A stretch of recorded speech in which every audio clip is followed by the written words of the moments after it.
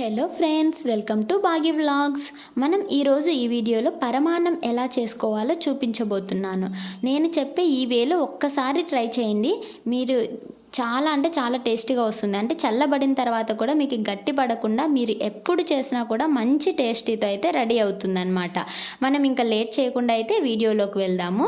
నేను ఈ పరమాన్నం కోసం అయితే ఒక 3/4 కప్పు రైస్ అయితే తీసుకుంటున్నాను అనమాట.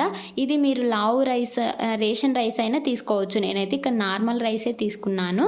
ఇంకొక 1/4 కప్పు పెసరపప్పు తీసుకొని వేయించుకుంటున్నాను అనమాట.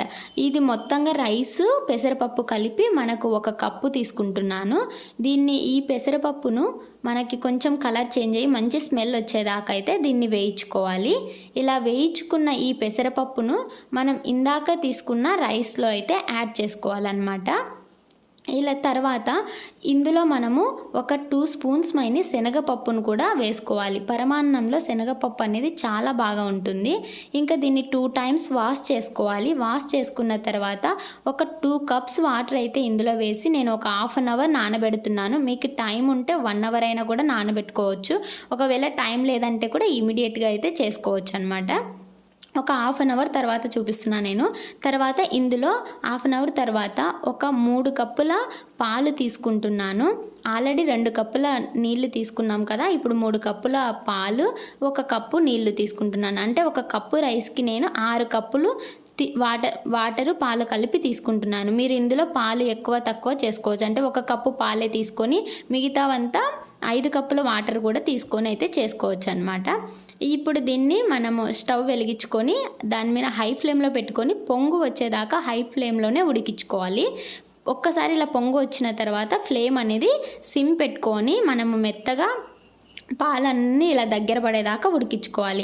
ఇలా పాలు దగ్గర పడుతున్నప్పుడు మనం ఇలా మెదుపుతూ దీనిని కలుపుకోవాలన్నమాట. ఇలా మెదుపుతూ కలుపుకోవడం వల్ల మనకి పరమాన్నం స్ట్రక్చర్ అనేది చాలా బాగా వస్తుంది. ఇంకా ఇలా పాలు కొద్దిగా ఉన్నప్పుడే మనం దీన్ని అటు సైడ్ షిఫ్ట్ చేసుకొని పరమాన్నం కోసం నేను బెల్లం అయితే కరిగించుకుంటున్నాను అనమాట. దీనికోసం ఒక గిన్నె పెట్టుకొని అందులో 1 కప్పు బియ్యంకు 1 కప్పు బెల్లం అయితే తీసుకుంటున్నాను. అలాగే ఒక 1/2 కప్పు వాటర్ అయితే తీసుకుంటున్నాను అనమాట. ఇది మనకి పాకం ఏం రావాల్సిన అవసరం లేదు, జస్ట్ కరిగితే సరిపోతుంది. ఇక్కడ మీరు నల్ల బెల్లం కనుక తీసుకున్నారంటే మనకి పరమాన్నం కలర్ అనేది చాలా బాగా వస్తుంది. నేను ఇక్కడ తెల్ల బెల్లమే తీసుకున్నాను కాబట్టి కొంచెం కలర్ అనేది తగ్గుతుంది. అలాగే మీరు తీపి ఇంకాస్త ఎక్కువ తినే వాళ్ళైతే ఇంకో 2 స్పూన్స్ కూడా బెల్లం యాడ్ చేసుకోవచ్చు అనమాట. ఇలా బెల్లం కరిగిన తర్వాత ఈ వాటర్ను ఫ్లేమ్ ఆఫ్ చేసేసి పరమాన్నంలో ఇది మొత్తం పరమాన్నానికి కలిపేలాగా వడబోసుకొని ఇందులో కలుపుకోవాలి. మనం ఇలా మొత్తం పరమాన్నానికి పట్టేలాగా కలుపుకోవాలి. తర్వాత మళ్ళీ స్టవ్ వెలిగించుకొని సిమ్లోనే పెట్టేసి దీన్ని ఉడికించుకోవాలి. ఇప్పుడు మనం ఒక 1/2 స్పూన్ యాలకుల పొడి కూడా యాడ్ చేసుకొని మనం ఉడికించుకోవాలన్నమాట.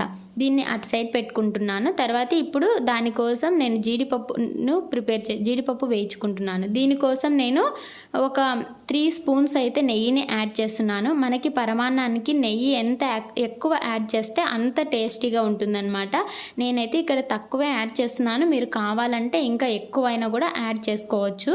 నేను ఇక్కడ కొన్ని జీడిపప్పు పలుకులు అయితే తీసుకుంటున్నాను. వీటిని కాస్త కలర్ చేంజ్ అయ్యి కొంచెం రెడ్గా అయ్యే వరకు వేయించుకోవాలి.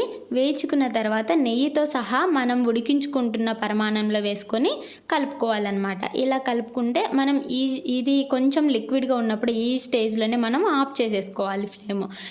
ఫ్లేమ్ ఆఫ్ చేసేసుకోవాలి. ఇలా ఆఫ్ చేసుకోవడం వల్ల మనకి పరమాన్నం అనేది చల్లబడిన తర్వాత ఇంకాస్త గట్టిపడుతుంది కాబట్టి మనకి కరెక్ట్గా సెట్ అవుతుందన్నమాట. ఇప్పుడు దీన్ని మనము సర్వ్ చేసుకోవడమే. ఇలా చేసుకున్న పరమాన్నం చాలా చాలా టేస్టీగా ఉంటుందన్నమాట. ఒక్కసారి మీరు ట్రై చేసి చూడండి. మీకు ఎలా వచ్చిందో కమెంట్ చేయడం మాత్రం మర్చిపోకండి. అలాగే ఈ వీడియో మీకు నచ్చినట్లయితే లైక్ చేసి షేర్ చేయండి. సబ్స్క్రైబ్ చేసుకోవడం మాత్రం మర్చిపోకండి. Thank you for watching Bagi vlogs.